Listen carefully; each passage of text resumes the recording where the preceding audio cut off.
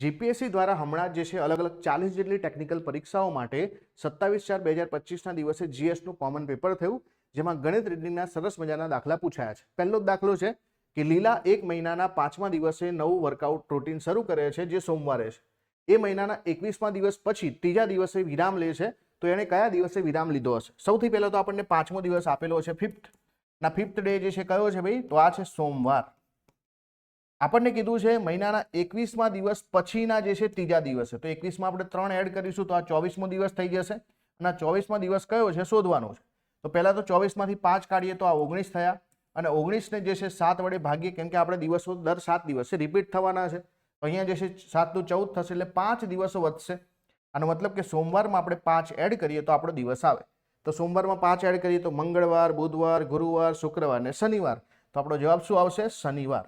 તો શનિવાર is the right answer. Clear? તો શનિવાર જે છે તમારો સાચો જવાબ બને છે.